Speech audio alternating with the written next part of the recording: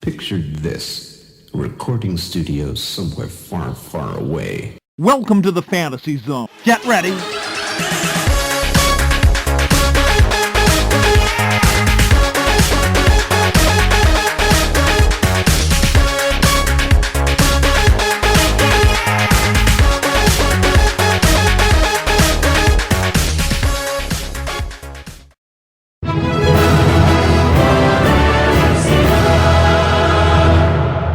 Welcome, Watchers of Illusion, to my Castle of Confusion. It is episode 391, and it's the 1st of April, so happy April Fool's Day and all that jazz. Hope you're all doing well. Yes, yesterday's video was supposed to be episode 390. I'm not sure why I said 340, or even put the graphic of 340 in. Maybe I was just trying to catch you out, eh? Well, that's what I'm sticking to. Anyway, today's review is another independent game called Black and White on the ZX Spectrum from the Pat Morita team.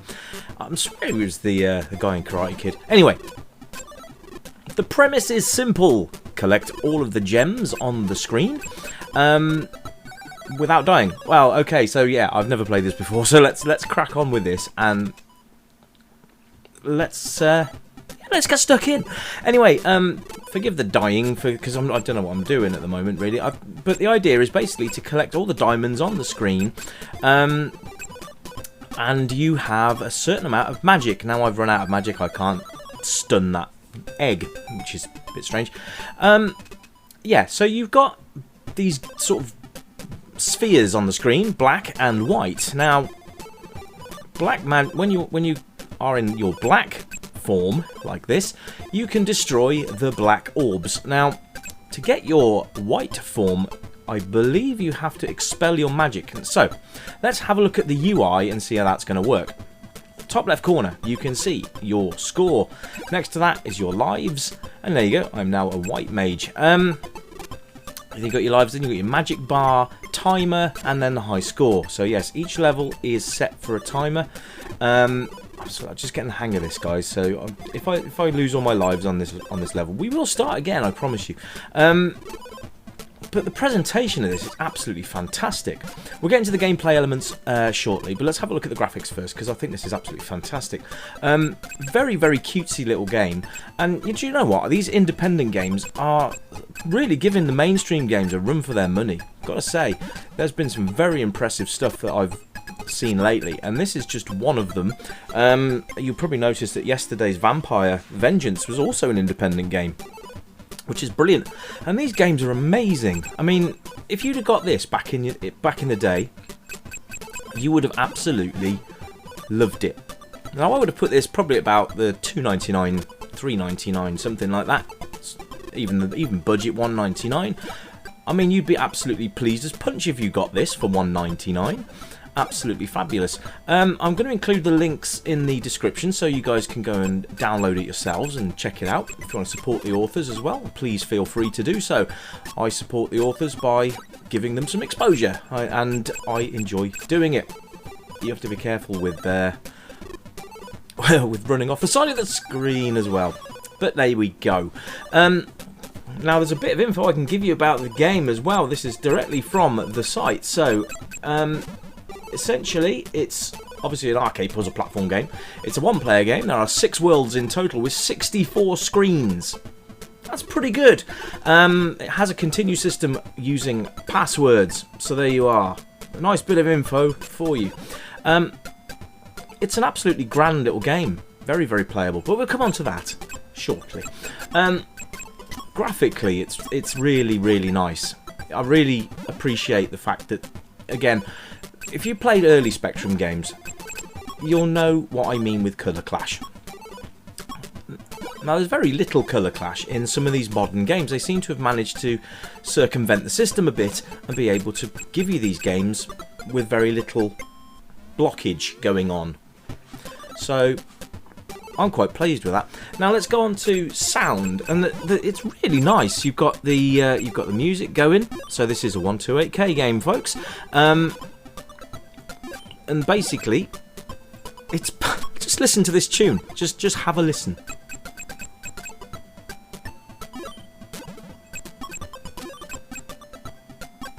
So there you go. That is the tune, and that's your in-game music. It's really nice. Sometimes with games, in-game music can either be a hit or a miss, and I've got to say this is more of a hit, and I just scurried across the screen a bit too quickly there and managed to get hit. So you've just got to sort of, yeah, time things really. But it's good fun, and you get pickups as well. So extra time, that's one of them. I think you can stun all enemies on the screen as well. I think that's another ability. Getting the hang of this now. It's really quite nice. So the blobs walking around the screen, you can stun them by hitting magic. You expel a magic every time you make a hit. If you just do a magic spell randomly, it doesn't actually sap your... I've done it again. Exactly the bloody same thing. There we go. Game over. Alright, so we'll play again and have another go. So, yeah, Sound and Music's brilliant. And it's just such a cutesy little game. Absolutely love it. Anyway, so we'll move on to controls because they're really, really simple. As you can see there, you can redefine your keys. You've got keyboard, Kempston or Sinclair joysticks as well, which is nice. Always good to have a little bit of choice. Obviously, you've got continue there as well. There's a little screen to tell you what does what. Now, yes, controls. Are you ready for the most complex controls you've ever heard in your life? It's left, it's right, and it's a fire button. That's it. There's no jump, so you've got to plan your screen navigation. Oh, that was well said, wasn't it? You've got to navigate your screen, the screen setup basically. This will become evident, I think, in later levels. But to change your power over to white or black, once your magic is expelled, it does flash that purple bar at the top of the screen, and then you go over to one of those crystal formations, and it will change it over for you. There is a puzzle element to the game as well. It's not just collect diamonds and that's it. You need to be able to use the black and the white wizard magic change to be able to negotiate your way around the screen. Negotiate, navigate. That's what I meant to say. Anyway, as you can see, perfectly playable. So playability wise, I'm going to give this a good score because it's something that you can get quite into and addicted to, and that's a good sign of a game. There you go, I'm a white wizard now. I'm going to get through there and bust that block, drop down there, and then I've only got one magic left, so I'm going to stun him and then run back to this one. So you see what I mean? You can you chop and change, but you've got to be careful. Boof there, boof there. Let's go and get white. Yep, so there you go. Replay factor, again, you're going to come back and play the game again and again and again. I can guarantee it. It's just one of those pick up and play, love the game, try and get as far as you can. It's not as simple as it might seem, and it will keep you going for a while. So get stuck in and have some fun, because that's what gaming is all about.